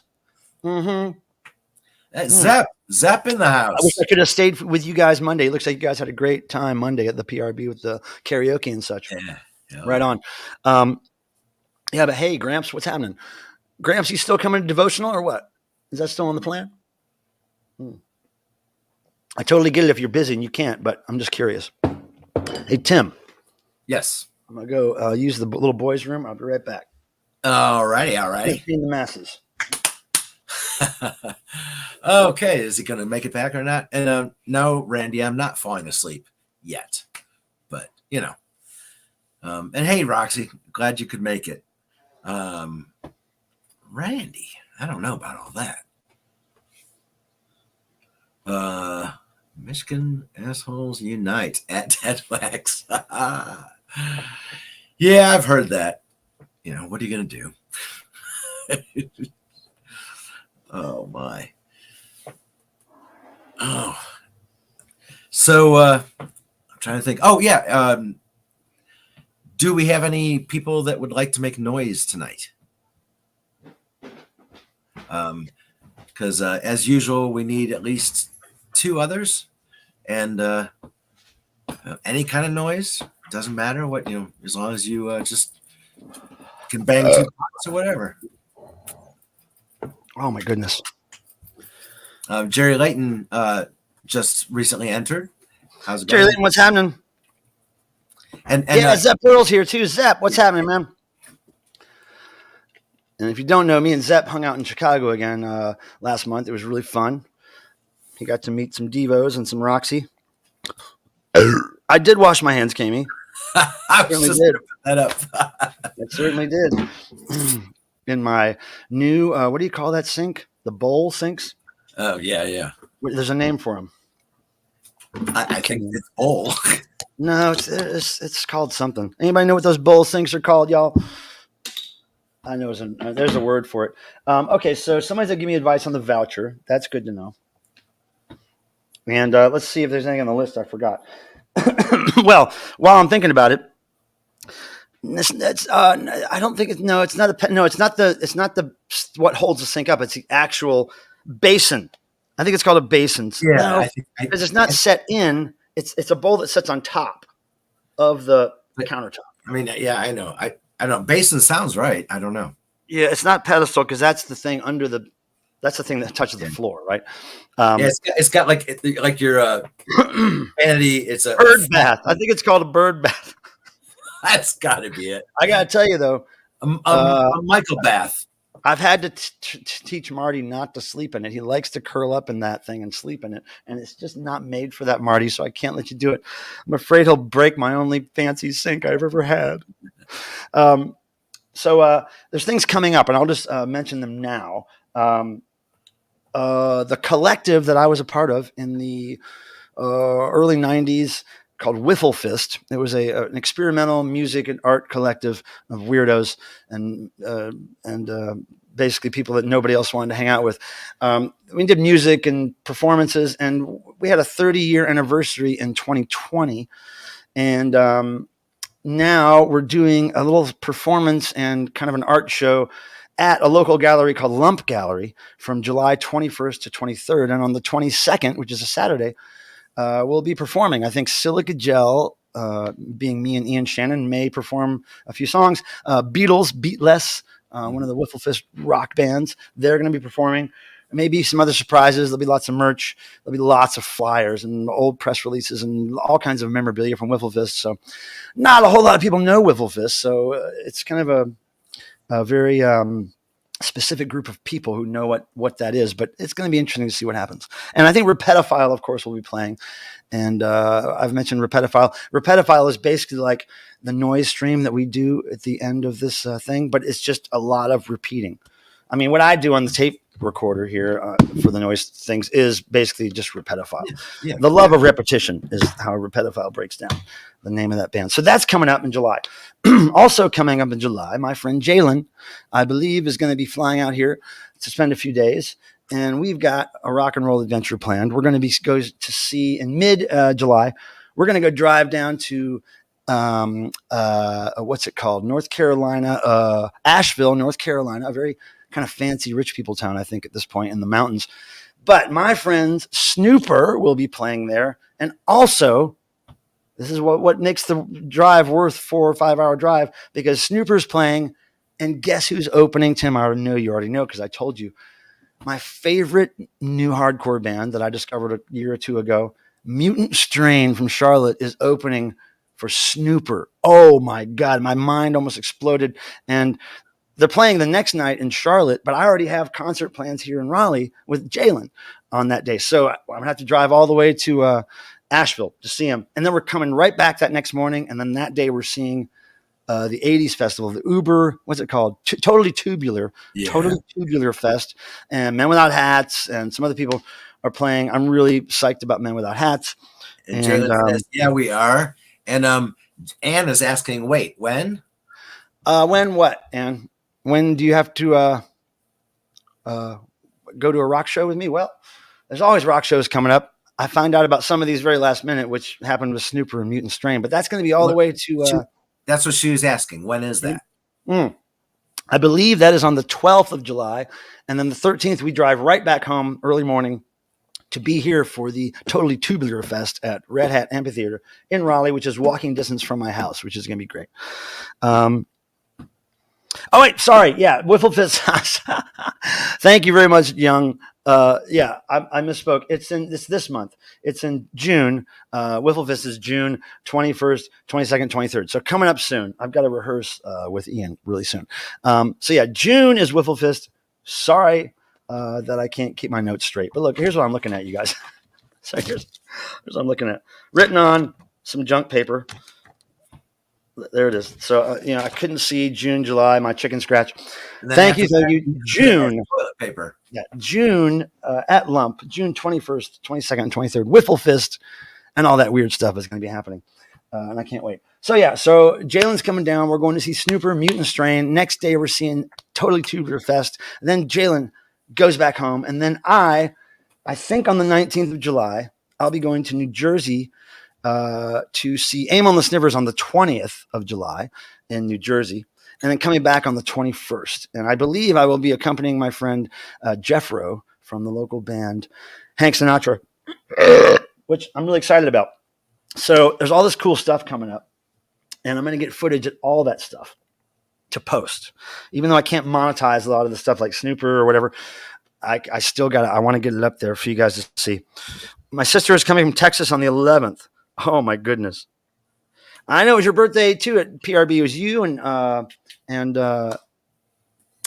yeah, you and Adrian, both A names there, had birthdays in Vegas. Hope you got your birthday on.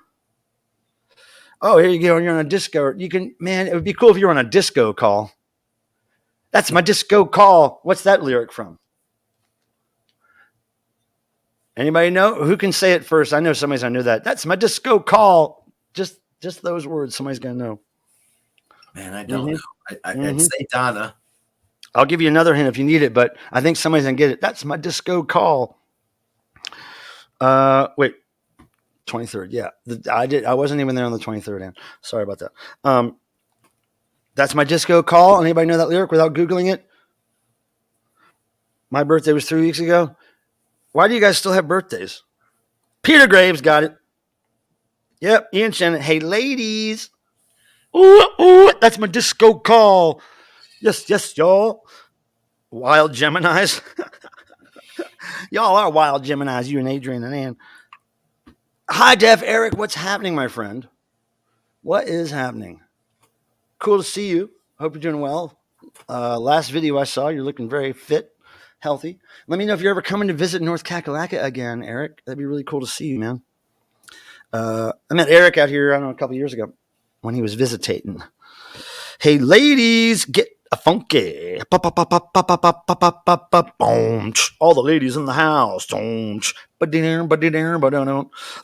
ladies. No, it wasn't Eric B.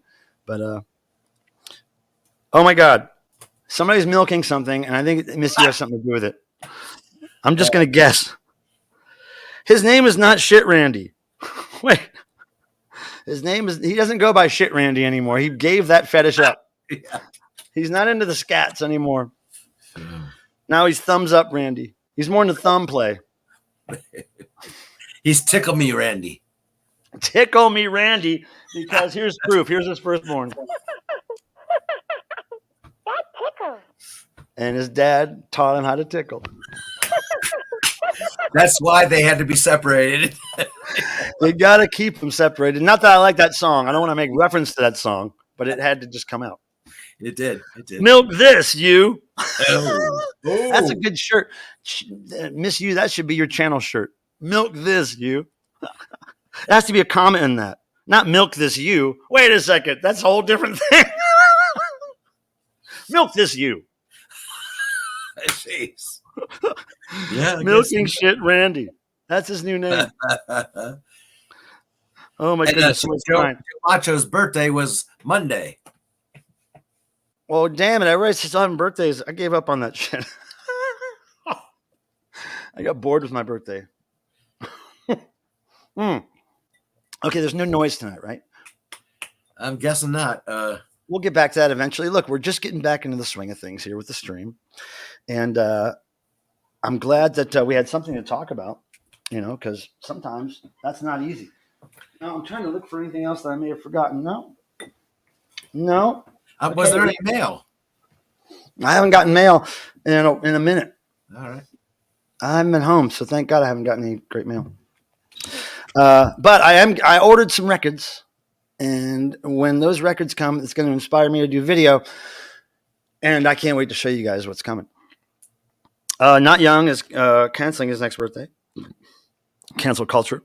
So tired of disrespectful people. Yeah. I didn't make one, so you can't blame me. I only take care of cats. No, Where's the Scrapper Keeper concert? Well, Kami, when you find us a very serious financial, you don't know what you're speaking of. Crapper Keeper needs a sugar daddy, and also Crapper Keeper needs to do a show in Tim's bedroom when he's trying to sleep. Run away. Tim's not the biggest Crapper Keeper Run away. Tim saw Crapper Keeper back in the day, and it scared the bejesus out of him.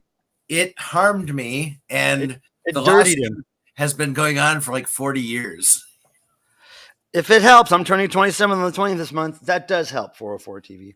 If you make it to 37, that's a good Devo song. 37. Randy's tired again. Randy, get you a Red Bull. Randy, do like Roxy does and get you a Red Bull. Sometimes me and Roxy will split a Red Bull these days because we can't handle a whole one. Me and Jalen split a Red Bull in Vegas because we can't handle the whole one. It's too much, man. And you should not. Legal drug is the motherfucker, really. I mean, you want to talk about damaging. Oh, yeah. Soldier Pom Pom. That's a Crapper Keeper lyric right there. Oh, no, wait a second. I think that's Banana Twins. That's Banana Twins. That's from Daddy Fucked a Sleigh. Daddy fucked a sleigh, Soldier Pom Pom. He used your new toupee. Yeah, that's a good pop song. Oh, I think it's folk. It might be folk rock. Speaking of sockeye styled stuff like Banana Twins and Crapper Keeper, Sockeye is reissuing their Retards Hiss Past My Window 1990 LP on Rescued from Life Records any day now. I think it was supposed to be maybe May or June. So fingers crossed it comes out real soon. And I can't wait. Check it out. Well, it was never really released on much physical media. There's a couple of compilations with Crapper Keeper on it. If you go to wifflefist.com, WIFFLEFIST.com, Tim, maybe you could look that up and post that URL. But wifflefist.com, there's a few compilations with Crapper Keeper. I have been known to burn, back when I burned a lot of CDs, burn CDs of unreleased Crapper Keeper stuff. So maybe we can work something out. Okay, me. Okay. Here's what we're going to do. I'm going to talk to you guys about this. Listen to this today. And what Kami's asking about is the Crochet Clown disco. And there's a Crochet Clown back there right now. She and I both really appreciate disco music. So when people do a super chat, especially such a great number as that, we like to celebrate with a little Crochet Clown disco. And then I'm going to maybe just sing, mimic a few bars from something, a few lyrics from something on this, and it's going to be the hit because it hit me hard today. I loved that song when I was a kid. It was Le Freak by Chic, and it goes a little something like this. Oh, freak out. Oh, freak out. Freak. La Chic. No, it's Le Freak. C'est chic. Freak out. Freak out. I love that. Oh, freak out. That guitar work, though, continues through that whole section. I can't do that and do the aw and the freak out, but it's some good picking in there. So Chic, this whole album's great, but Le Freak really turned me on when I was a kid. And also, this guy goes right along with the Crochet Clown disco. And as you can see, Charlie's packing today. Charlie's packing. And I'm not sure how he got into guns, but then Charlie shows you his light up toilet, right? And then he steals your soul with those eyes. Super chat, Charlie. Thanks for your service. And yeah, so let me tell you the story about this right here while the disco is still going on. So Charlie, if you know me, I'm not really a gun guy. In fact, I'm the farthest from a gun guy. But Charlie got a hold of this thing. And he feels more like a man, I guess. He feels real powerful. He feels like that whatever scares him is going to stay away from him, or he'll be able to kill it if it tries to kill him. So he feels good, but I'm going to plug his ears. Don't tell him, okay, this isn't a real gun. It's actually one of those things that sticks to a croc shoe. You know, those croc shoe buttons what are they called? Croc pins? Anyway, that's just a croc pin. It's not a real gun, but don't tell him. Shh, okay? All right, so yeah, Charlie, you're a big man, and you're going to defend you and your family against anything that comes between you and your money and your God. Okay, so thank you, Charlie, for your service. And thank you, Kami, for making the disco go nuts and making me remember how much I love Les Freaks, C'est Chic, Freak Out. Freak out. The first time I got that on vinyl, it was on a Burger King 7-inch that you could get on the box. I forget how, but not on a box. I mean, it was a record. I think we had the single because I remember listening to it on repeat. And I don't remember what was on the B-side. I don't know if I ever even bothered with the B-side, but I remember that track. Yeah, I mean, I bought the album after all that, but yeah, that's got interested in it. Reflex does not have a version of Le Freak. There's no way. I know Reflex. I'm a Reflex collector. You mean Reflex Politics of Dancing, Playing to the Beat, Hurt, those classics, synth pop classics? I don't think, man, 404, I would be very surprised, and I would love to hear anything Reflex that I don't have yet. Wait, no, Tim, you put the Wiffle Fist YouTube page up, but I was maybe looking for wifflefist.com. That's where the store is. Yeah, Chick was great, Mariana. Hey, Mariana from Brazil. How are you? Very good to see you. And to everybody else who I haven't said hi to, look at that. He's packing. Little white and pink little gun there for a croc. Okay. Revision. Oh, okay, so it's a remix. Okay, no, I thought it was a cover. I haven't heard their remix. I would love to hear that. Jeez, how did I miss that? Oh, yeah, that's something in Chicago that I never did anything with. There was a bar that we went into, me and Vance, in Chicago, and they had – this originally was a Hi, Cricket. What are you doing? This originally was a Dracula Halloween toy, and it had a Dracula head and Dracula cape, and it was holding a light up skull, and it's about a foot and a half tall, right? But at this bar, they had ones that were like 2.5, 3 feet tall, two of them on these shelves way up on the bar, and then there was one by the door where you come in. And I was showing the guys at the bar the pictures of him, saying, "Look, that's the original version of my man here." So they were really into that. And I gave them some Super Chat Charlie stickers. But I shot some video of those things, but I just never used them for anything. But thanks for the reminder, Zep. That was really fun seeing those. I got to hear this Reflex version of The Freak, man. Jeez. I'm not so much into the Sergeant Pepper, but I'm into the man doing the Freak. Ah, freak out. Do I like Supla? Wait. I don't know what Supla is. Brothers of Brazil with Supla. That's over my head, dudes. So, oh, Tim, I'm sorry you're so tiny.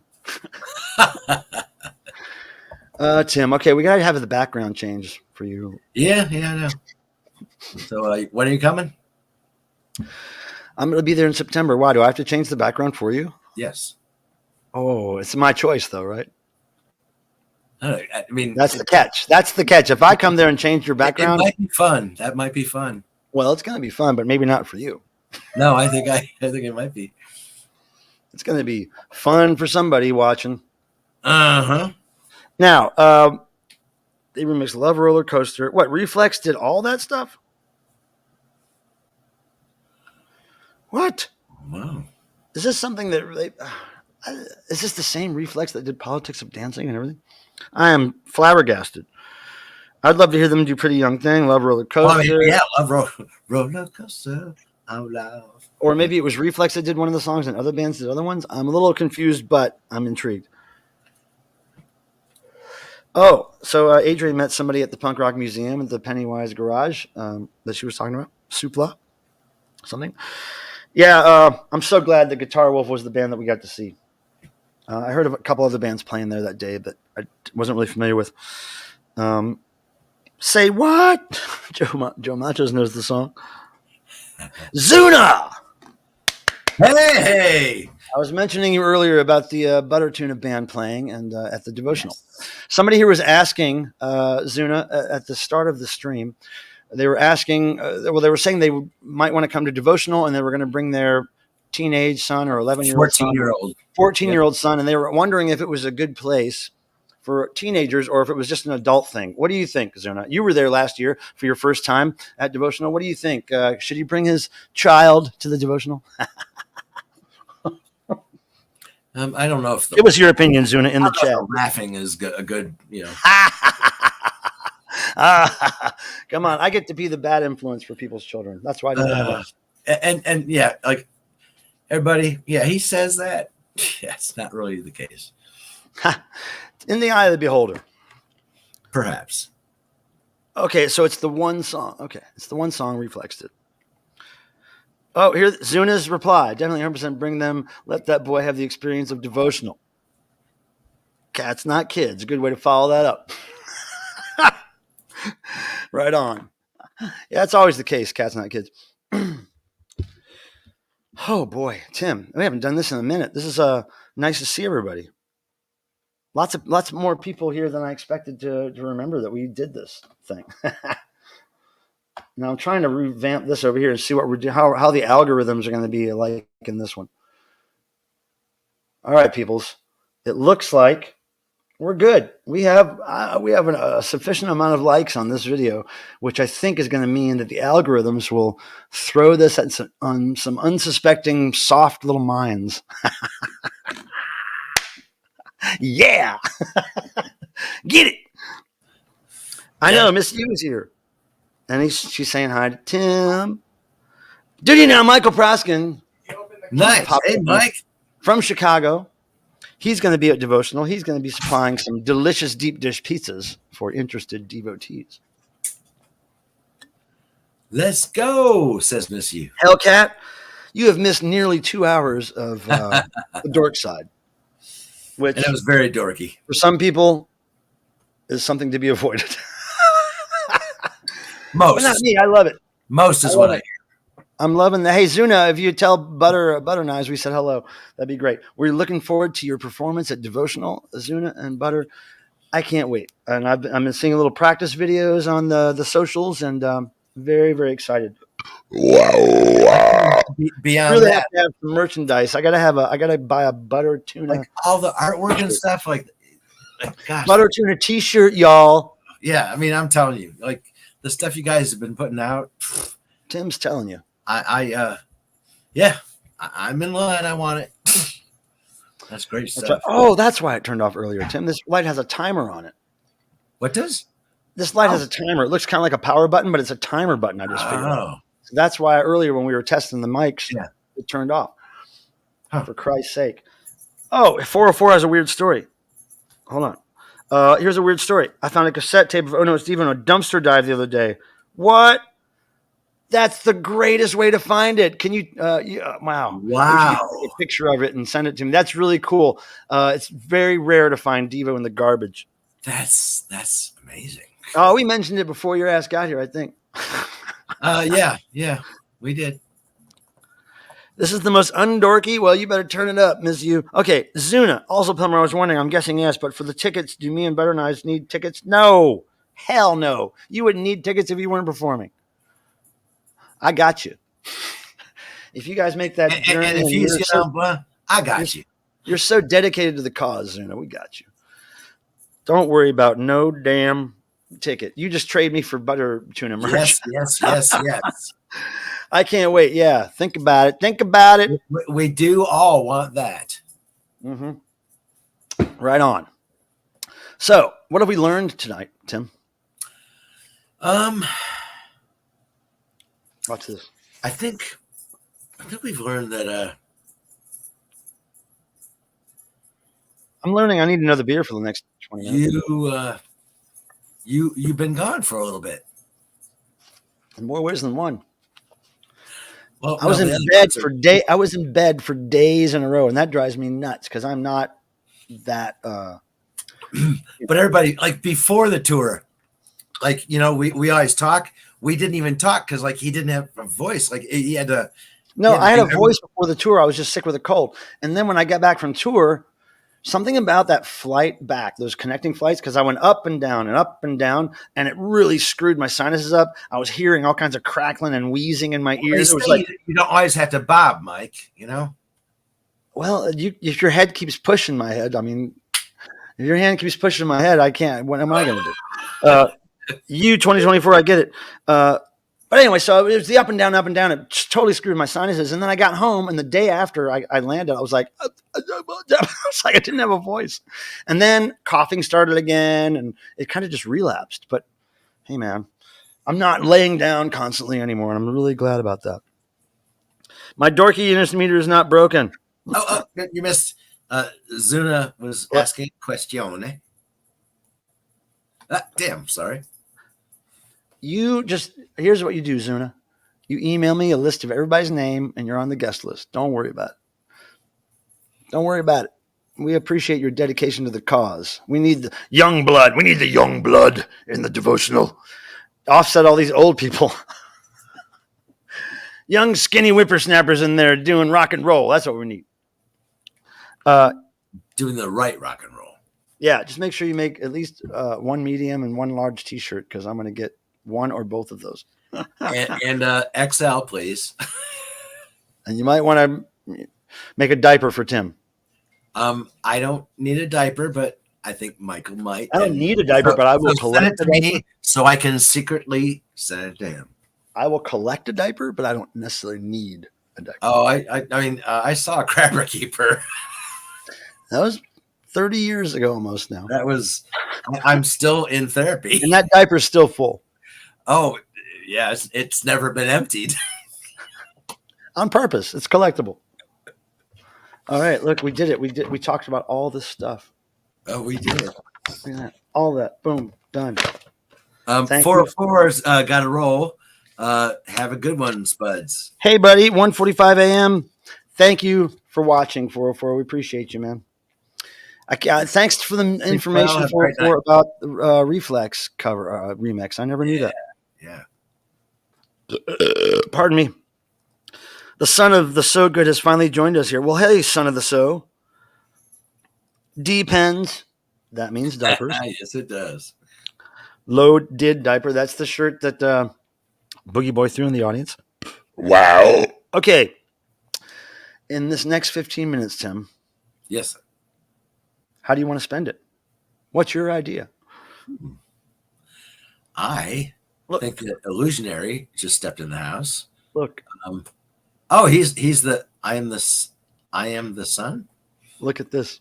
Yes. On the screen. That's the best quote. That needs to be a lyric. When Butter Tuna goes and does their own music, writes their own lyrics. The artwork, man, gosh, like, please make sure Illusionary, you I'm enjoying your picture. Illusionary, I'm enjoying your avatar of a little kitty. That's great. Oh, look at that. We aim to please, Zuna. We aim to please. Making you happy is pretty much what I'm trying to do. Hello there, my child. Hello.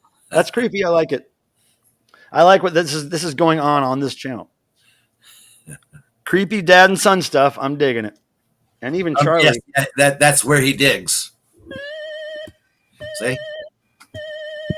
Charlie alarm's going off. We've never really said the truth. That's Michael's dad. I wish.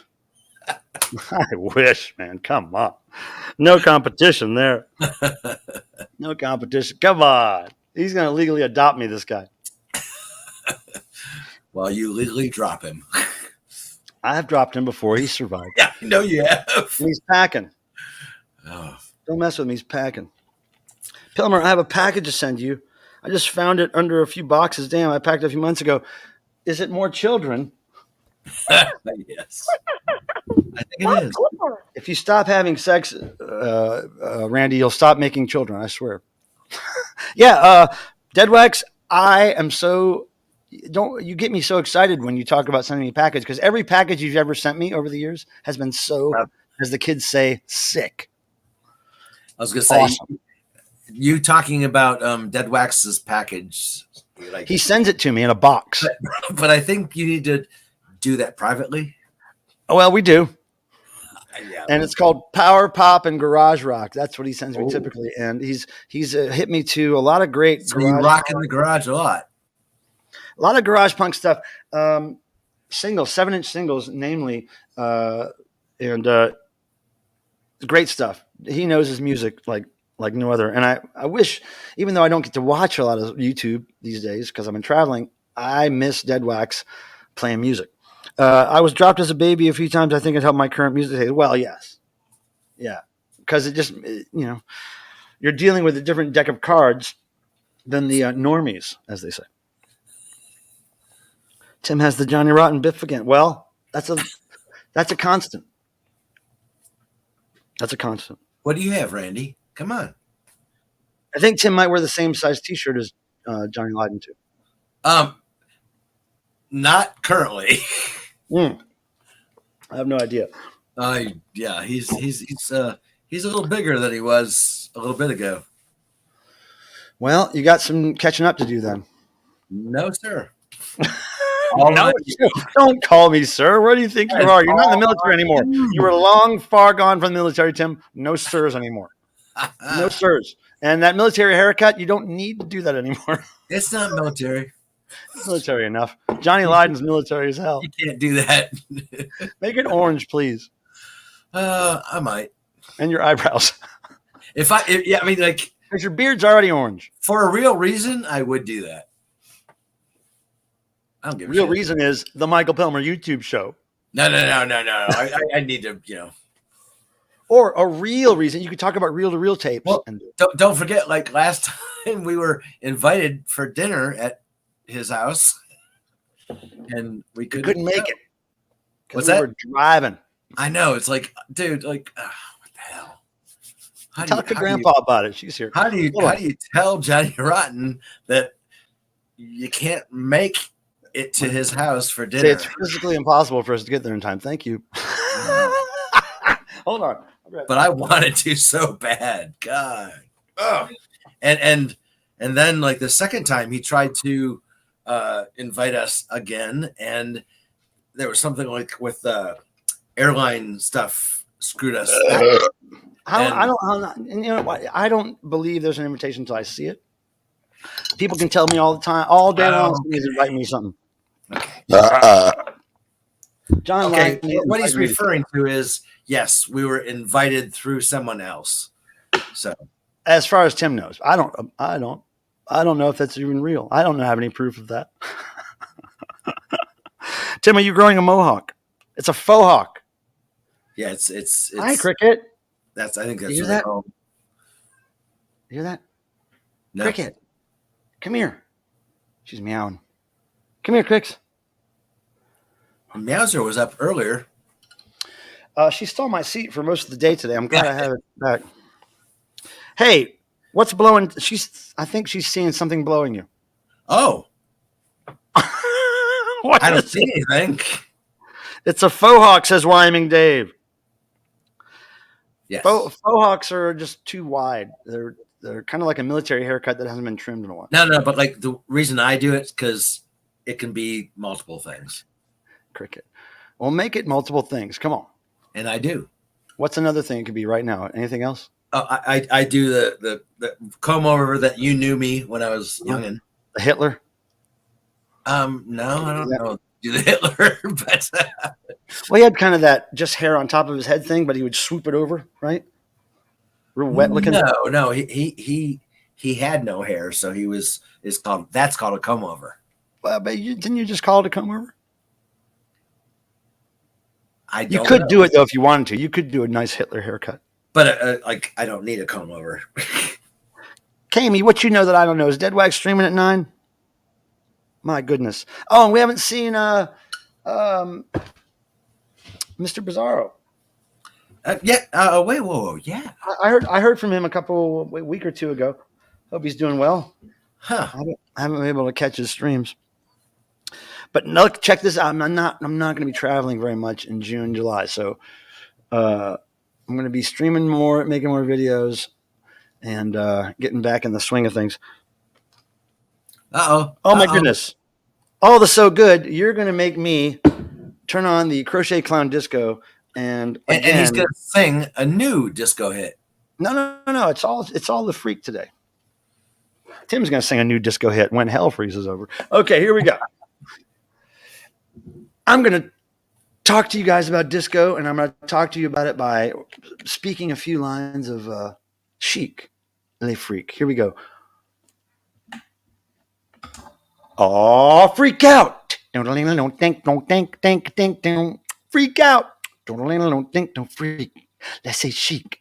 Freak out. Freak out. Le freak. Say chic. Charlie's all about business. As you can tell. Crochet Clown's all about disco. Oh, freak out. Freak. Say chic. Freak out. Yeah, listen to that whole album today. It was great. Graded, excellent condition or better. Super clean sound overall. Hitting eBay soon. But yeah, thank you for that kind donation. Where is it? Thank you for the kind donation. I gotta scroll up. It ain't letting me scroll. Come on, y'all. Damn, why ain't it scrolling up, y'all? Damn shit. Yeah, here it is. Right there. Thank you all the good for that very kind donation and inspiring the Crochet Clown Disco to go nuts. And of course, Super Chat Charlie gets to work a little there too with his Glock or whatever that is. So thank you very much for that kind donation. Maybe streaming. Okay. Well, I may be taking a walk because I haven't been walking much lately. But it depends on the weather. It might be raining. I'm not sure. Pardon me. Yeah, so let me take this opportunity to thank everybody who's showing up. New people from the YouTubes, Pumping Vinyl William for stopping in, saying hi. Old school friends of mine, Dead Wax, Adrian, Miss You, of course, the return of Miss You. That's so cool. Kami, new friends. All the Joe Macho's old friend, Record Hound, newish friend. Jesus, Zuna, of course. My goodness. Lots of people showed up. Ken, Eddie, thank you. 404 TV. All the so good, very new friend. I'm just so psyched that people showed up. And, next Thursday, I don't see any reason we're not going to be doing this again. So that's the day before the Wiffle Fist art show. So I think, isn't it? Oh, geez. I'll have to check the dates. But anyway, the Wiffle Fist art show, to reiterate, June 21st, 22nd, 23rd. That's June 21st, 22nd, 23rd, with performances, I think, being on the 22nd. So in the next 6 minutes, Tim, 6 minutes. Yes, 6 sir. minutes. 6 minutes. What's next? Do you know that lyric? 6 minutes. 6 minutes. 6 minutes, Dougie Fresh. On. Yeah, on. you were my only connection to rap, early rap. Well, that's a sad state of affairs. I know. No, where is it? Damn. Dead Wax says he'll be on yes. around 9:30. Miss You is talking about her relationship with Dead Wax. Dead Wax is what? Around 9:30. All right, I'll try to dip in, Dead Wax, if I'm not walking a couple miles downtown. And even so, I might try to dip in on my phone. But yeah, man, this has been great to catch up with everybody. And don't forget the last person who posted in the chat before I cut the stream will be put in a hat, a drawing of sorts. Hey, Meowser's right here. Come here, Meows. Want to come over here? Come here. Come here. There we go. Look at Meowsy. Oh, wait. So everybody go over to Dead Wax's channel. Dead Wax, post your channel link in here if you could. Miss You put it up. Okay, cool. All right, so here's Meowser. She's probably hungry. Oh, she's... Look at that is my girl, guys. Look, I can touch her face. That is everything. I can touch her ears. Oh, she is such a sweet... Come here. Gosh. Oh, look at this girl. Oh. And she would come when I call because I'd stay downstairs, Mike's upstairs, and in the morning she'd come running down and we'd have our morning routine. She was a sweetheart. She is morning routine. Loved it. Sometimes Tim's morning routine is scary as hell. I'll just tell you that. Well, yeah, they're not the same as Mike's, but totally different. Totally different. But yeah, it was. That's why he stays downstairs. I stay upstairs. It was so cute. It's I loved it. So you better start producing, Randy. Okay, here's Adrian's channel. Yeah, we got to see that video. I got to go check that out. Adrian, I can't believe you did a video. I can't wait to see what it is. All right, so from me and from Meowser, we're going to say a bon voyage. I'm going to stop the stream, Tim. I'll say cheers to you, and then I'm going to end the stream by finishing a whole lot of this beer in one little chug. Just do it. So, Tim, I'll call you soon before I take a quick walk downtown if it's not raining. Yep. And everyone, great seeing you. Great having you guys here. Thank you for joining and contributing, and we'll catch you soon. Have a great week. Of course, Tim should be here in 10 days or so, and I'll be visiting for a week, so we'll see him then. All right, Tim, I'll call you soon. All right, bye. All right, everybody, appreciate y'all again for being here. Nice to see all the people I hung out with in Vegas up in the chat here. That's pretty cool. Marty, no, that's not Marty. Also good. That is Miss Meowser. Unless you saw Marty behind me, I think Marty's asleep. Anyway, thank you again. Love to my YouTube Dorkside family. Oh, there's Marty below me right there. Uh-oh. Looks like the cats are hungry. I got to go feed these motherfuckers. May the rock and roll gods bless you all as they've blessed me, and I mean that. And I'll end the stream by drinking probably too much of this in one gulp. Okay, here we go. Till next time.